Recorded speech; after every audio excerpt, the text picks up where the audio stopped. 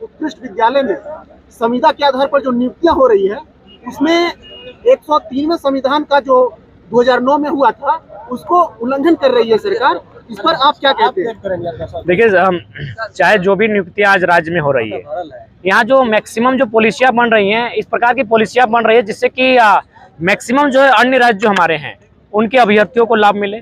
चाहे आप संविदा का मामला लें या फिर जो अन्य मामले हैं, चाहे आउटसोर्सिंग का मामला ले या फिर कॉन्ट्रैक्ट में आप चले जाए, जिस प्रकार से भी यहाँ नियुक्तियां हो रही हैं। अब देखिए, जो नई नियोजन नीति बन के आ रही है, यहाँ भाषा के बैरियर को समाप्त किया जा रहा है। अब इसमें क्या है, जब भाषा और स्थानीयता का उसको अनुभव नहीं होगा, इसका मतलब स्पष्ट है कि पूरे भारत में खुली छूट है, कोई भी व्यक्ति कहाँ से आता है। तो ठीक उसी प्रकार अगर इस प्रकार की प्रक्रियाएं हो रही है नियुक्तियों में, मैंने जो कि न्याय संगत नहीं है, तो इसका हम लोग विरोध करते हैं। और आने वाले दिनों में अगर इस पर भी आंदोलन किया जाएगा तो हम लोग उस आंदोलन में उपस्थित रहेंगे और विरोध दर्ज कराएंगे।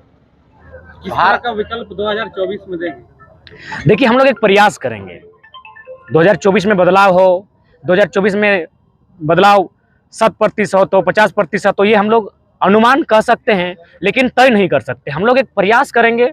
हम लोग जो होता है ना, जैसे कोई सचिन तेंदुलकर वर्ल्ड कप जीतने का उन्होंने प्रयास किया था लेकिन फाइनली 2011 में जीत पाए थे, तो ठीक उसी प्रकार हम लोग जनता के बीच जा रहे हैं और जनता को बारीकी से एक एक चीज़ों को तर्क से हम लोग बता रहे हैं कि जो इस राज्य के विधायिका में बैठे लोग हैं, 81 के 81 पक्ष और विपक्ष का सवाल ही नहीं है, 81 के 81 किस प्रकार गलत नीतियों का समर्थन कर रहे हैं, किस प्रकार 60-40 नियोजन नीति लेकर आ रहे हैं, किस प्रकार यहाँ 1985 की स्थानीय नीति को लेकर आ रहे हैं, और इसका सीधा प्रभाव पड़ रहा है झारखंड के जनमानस के ऊपर। और ये हम नहीं कह रहे हैं, यदि इस राज्य में, इस राज्य के हितार्थ के लिए अगर पॉलिसी नहीं बनती है तो आने वाले कुछ वर्षों में यह राज्य अपने अस्तित्व से समाप्त हो जाएगा। उसका उदाहरण हम देंगे, चूंकि हम धनबाद जिला से आते हैं। धनबाद जिला में आज से 20 वर्ष पूर्व जब मेरा एक भाई थे, उनका जब विवाह में हम लोग बेलाटाण गांव गए थे, तो वहाँ बहुत गांव थोड़ा अंदर था और हम लोग जब आज जाते हैं तो वहाँ काफी संख्या में अन्य राज्यों के लोग बस चुके हैं। बसे हैं वो अलग विषय है, वहाँ क्या है, उनके पास वोटर आईडी है, उनके पास राशन कार्ड है, उनके पास आधार कार्ड है, और वो है, वो भी हम नहीं कह रहे कि नहीं होना चाहिए। उनका यहाँ के बाद यही सेम कागज जो आज झारखंड में है उनके राज्यों में भी है। यानी वे लोग क्या कर रहे हैं, जो आसानी से यहाँ बस भी रहे हैं, यहाँ के संवैधानिक अधिकारों को भी ले रहे हैं, और फाइनली क्या है, वो दो पहचान के साथ जी रहे हैं। यानी इससे क्या है, वो झारखंडी पहचान, जो झारखंड के लोग हैं, यानी जो मेरा था उसे कहीं ना कहीं एक मने बड़ी चालाकी के साथ छीनकर लूटकर ले जा रहे हैं। 2024 के चुनाव में जयराम का चेहरा किस तरह से लोग देखेंगे? देखिए, हम लोग रिफॉर्मर के तौर पर दिखेंगे। हम लोग गांव-गांव जाएंगे, लोगों को जगाएंगे कि आज जो भी लोग अभी तक चुनकर गए हैं उनकी पॉलिसी के कारण आज ब्यूरोक्रेसी हावी है। और मुझे लगता है कि अब हम लोग को सोशल मीडिया का ज़माना है, मीडिया का ज़माना है, प्रिंट मीडिया, डिजिटल मीडिया, सबका अच्छा सहयोग मिला है। हम लोग को ज़्यादा मेहनत करने की आवश्यकता नहीं पड़ेगी। उनके माध्यम से हम लोग आसानी से उन तक जा सकते हैं। हम लोग उनको बता सकते हैं, रांची के इंजीनियर साहब को उदाहरण दे सकते हैं, पूजा मैडम को उदाहरण दे सकते हैं कि किस प्रकार एक इंजीनियर जो हमारे राज्य का नहीं है लेकिन राजनीति के संरक्षण में, यही विधायक जो हमारे वोट से चुनकर जाते हैं उनके संरक्षण में किस प्रकार पैसा कमाता है कि उसका बेटा एक दिन में 35,000 का शर्ट पहन के फेंक देता है और हमारी पूरी जिंदगी एक 350 के शर्ट को पहनने में बीत जाती है। तो इससे मुझे लगता है पढ़ने वाले नौजवान जो कॉलेज में पढ़ते हैं, जो स्कूल में पढ़ते हैं, जो कंपटीशन की तैयारी करते हैं, वो समझेंगे और वो समझ रहे हैं, वो जान रहे हैं। ये इस देश में, सॉरी, इस राज्य में अगर ब्यूरोक्रेसी अगर गुनहगार है तो उसके लिए पॉलिटिकल लोग जिम्मेवार हैं। अगर इस देश में कंपनी की मनमानी है तो उसके लिए पॉलिटिकल लोग जिम्मेवार हैं। इस देश में एक मामूल से इंजीनियर अगर करोड़ों का घोटाला करता है तो उसके लिए पॉलिटिकल लोग जिम्मेवार हैं। तो इसीलिए अगर कुछ बदलना है तो सबसे पहले पॉलिटिकल रिफॉर्म करना होगा। अगर पॉलिटिकल रिफॉर्म होगा, वहाँ अगर अच्छे लोग,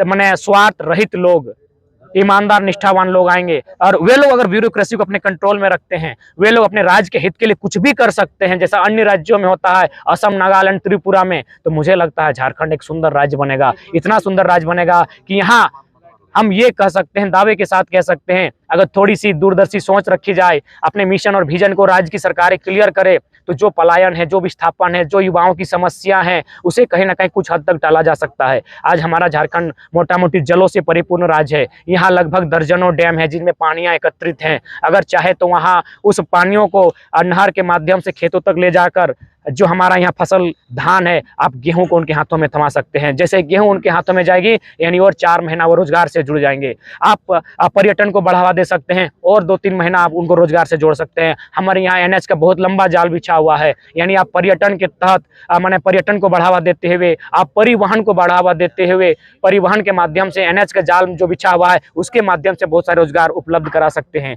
इसके लिए आपकी सोच होनी चाहिए। और हम बार बार कहते हैं, अगर पढ़े लिखे लोग नहीं जाएंगे, अगर पढ़ने वाले छात्र वहां तक नहीं जाएंगे तो सोच डेवलपमेंट नहीं होगा। आज सारी समस्याओं का समाधान उस विधानसभा के भीतर है, सारी समस्या का समाधान एक नीति बनने से है। लेकिन जो लोग नीति बनाने जा रहे हैं वो कहीं ना कहीं बहुत पैसा फाइनेंस हो रहा है। जो भी चुनाव आता है इसमें लाखों अरबों करोड़ों का खेल होता है, और जब वो जीत कर सामने आते हैं तो भैया हमारी और आपकी नहीं सुनेंगे। जिस कॉर्पोरेट से पीछे की अटैची भेजा है, उसके चुनाव में फंडिंग किया है, जाहिर सी बात है जमीन उनको अधिग्रहण करने में सहयोग करेंगे, जाहिर सी बात है उनके समर्थन में खड़े होंगे और खड़े हो रहे हैं। चाहे बड़का गांव केरेडाड़ी का कहानी सुन लीजिए, 35 कॉल ब्लॉक आवंटन किया गया है। क्या राज्य का कोई दायित्व तो नहीं बनता है कि वहां पर अपनी जनता के साथ खड़ा होकर उन्हें उचित मुआवजा दिला सके? या फिर सीधी सी बात है, आज जहां जहां कोल की समस्या है, आप एक अच्छी विस्थापन नीति लेकर आए। एक अच्छी विस्थापन नीति के तहत उन्हें एक अच्छा पुनर्वास मिले, उन्हें नियोजन मिले और एक अच्छा मुआवजा मिले, फिर आप विकास करते रहें। और दूसरी बात, आप अगर जहां ज्यादा बेईमानी हो रही कंपनियों की, अगर आपको लग रहा है कि कंपनी से हम मुकाबला नहीं कर पा रहे, तो उस क्षेत्र को कृषि क्षेत्र घोषित कर दें और उसे एक विधेयक बनाकर आप एक माने लिखित मोहर के साथ उसे प्रमाण कर दें। फिर किसकी मजाल होगी कि वहां जबरन खनन करने का प्रयास किया जाएगा?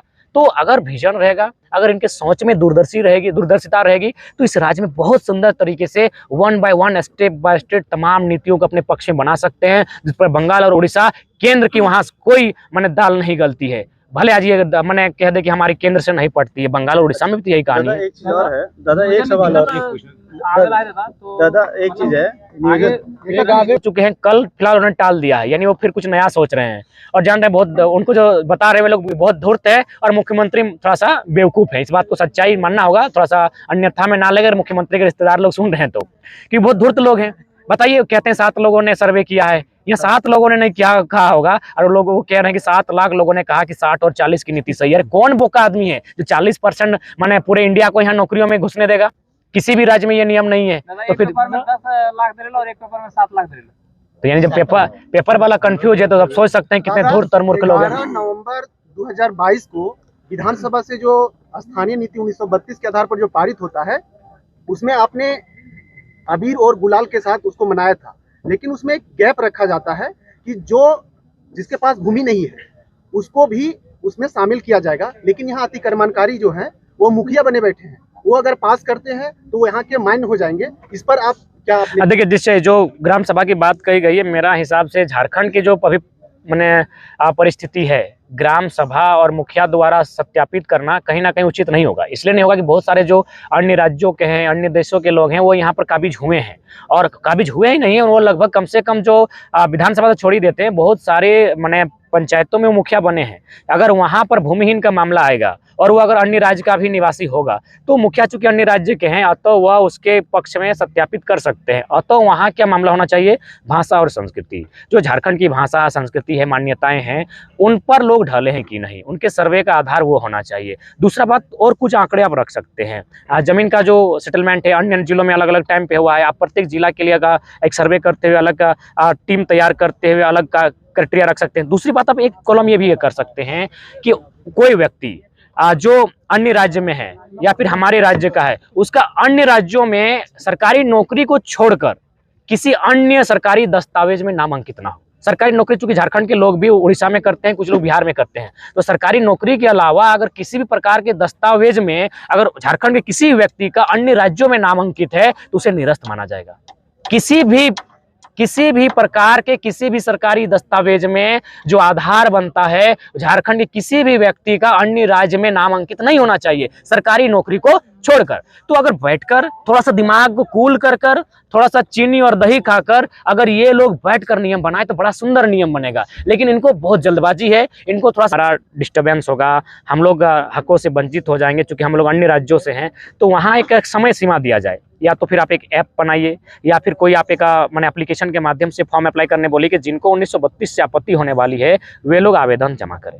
जिनका आवेदन जैसे ही आएगा, आप एक टीम को गठित कीजिए, जैसे आयोग बनती है, कभी मेहता आयोग, कभी कालेकार समिति, तो कभी बलवंत राय समिति, कभी मंडल कमीशन। तो एक कमीशन, एक आयोग बनाइए और उस आयोग की जिम्मेदारी दीजिए, कुछ महीना दीजिए, कुछ साल दीजिए, और उसको ये तय करने बोलिए कि जो लोग आवेदन किए हैं इनकी सच्चाई क्या है, क्या झारखंड के अलावा इनका किसी राज्य में कनेक्शन है कि नहीं। और मुझे लगता है आज के डेट में बहुत आसान है, आज के डेट में मुझे लगता है एक इंसान के बारे में जान लेना बहुत आसान है। नेटवर्क का ज़माना है, ऑनलाइन का ज़माना है, मोबाइल का ज़माना है। आज के डेट में इंसान अगर जंगल में भी है, जो अगर मैंने शायद उसके बारे में भी आपके पास डाटा है। तो डाटा आज बहुत अवेलेबल है, आप आसानी से जान सकते हैं कि जो लोग 32 के विरोध में हैं कि